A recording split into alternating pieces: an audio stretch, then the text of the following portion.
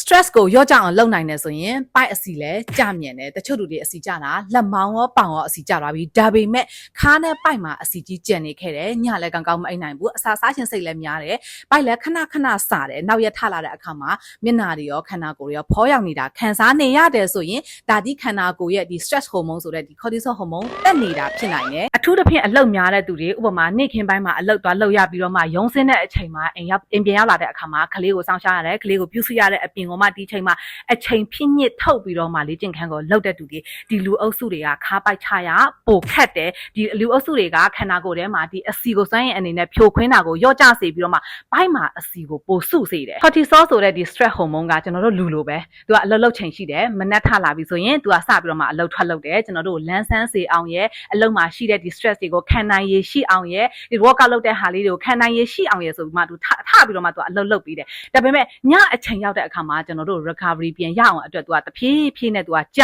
လာတယ်ဒါပေမဲ့ဒီ cortisol hormone ကတောက်လျှောက်တက်နေတဲ့အခါမှာညအချိန်ပိုင်းမှာလည်းတက်နေတဲ့အခါမှာဆိုလို့ရှိရင်ကျွန်တော်ညကောင်းကောင်းမအိပ်ရတော့ဘူးဒါဆိုရင်စိတ်မကောင်းခြင်းများစွာနဲ့ leptin ပိုက်ပြည့်တယ်ဆိုတဲ့ hormone တွေကလည်းကျလာတယ်ဒီ growth hormone လည်းကျလာတယ် melatonin ကျွန်တော်တို့အိပ်စေတယ်ဆိုတဲ့ hormone ကလည်းကျလာတယ် insulin sensitivity လည်းကျလာတယ်ဒီအချိန်မှာကြွက်သားကိုဖြိုခွင်းပြီးတော့မှအသုံးပြုတာကြွက်သားဆုံးရှုံးတဲ့ risk ကလည်းပိုများလာတယ်နောက်တစ်ရက်မှာဒီ ghrelin ပိုက်စားတဲ့ hormone ဆိုတာလည်းတက်လာတယ်အဲ့တော့တစ်ချိန်လုံးစားချင်နေတယ်လူလည်းပြင်ပန်းတယ်ဒီ cortisol ဆိုတဲ့ဒီ stress hormone ကရေရှည်မှာတောက်လျှောက်တက်နေတာဒီကျွန်တော်တို့ဒီပိုက်အစီချာခက်တဲ့အကြောင်းရင်းတစ်ခုဖြစ်တယ်ဒါဆိုရင်ဘယ်လိုဖြေရှင်းရမလဲပထမဆုံးတစ်ခုက anti inflammatory food ကိုစားပေးရမယ်ဘာတွေလဲဆိုတာတဘာဝဟင်းသီးဟင်းရွက်အသားငါးတွေတဘာဝအစားအစာတွေများများစားပြီးတော့မှဒီ process တွေ refine food တွေအဲ့ဒါတွေကိုလုံးဝ short ချပစ်မယ်နှစ်အလုပ်မှာရောဒီအိမ်မှုကိစ္စမှာရော stress တွေအရင်ပြီးတဲ့သူတွေအလုပ်အရင်များတဲ့နေ့တွေဆိုရင်ဒီလိုမျိုးနေ့တွေမှာလေ့ကျင့်ခန်းမလုပ်ပါနဲ့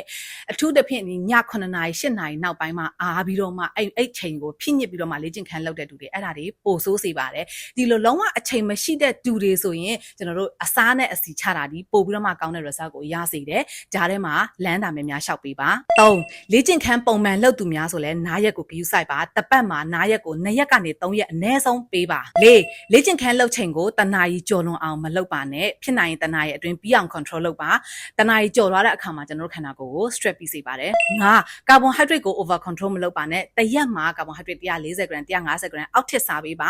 140 gram 150 gram ဆိုတာထမင်းကို150 gram စားခိုင်းတာမဟုတ်ဘူးထမင်း100 gram မှာမှ carbohydrate က28 gram ပဲပါတယ်6ညနေပိုင်းရုံးစင်းလို့အပြင်မှာထွက်ပြီးတော့မှလမ်းခဏလေးရှောက်ပေးပါဒီအရာဒီကျွန်တော်တို့ကို stress ရော့ကျစေတဲ့အရာဖြစ်တယ်နောက်ဆုံးတစ်ခုကမနက်ပိုင်းဒါမှမဟုတ်ညနေပိုင်းမှာနေကိုမိနစ်20လောက်နေလမ်းပေးပါပြီးရင်ညအချိန်မှာဖုန်းဆော့တဲ့အကျင့်လေးကိုနည်းနည်းလေးသတိထားပါဒါတွေကိုအကုန်လုံးလုပ်နိုင်တာပြီဆိုရင်ကျွန်တော်တို့ညအချိန်မှာလဲ sleeping quality ပိုကောင်းလာနိုင်တယ်လို့အစာစားခြင်းစိတ်လဲထိန်းနိုင်လာပြီဆိုရင်ဒီ habits တွေလဲကောင်းလာပြီဆိုရင်ကျွန်တော်တို့ bite အစီကမြင်ကျလာလိမ့်မယ်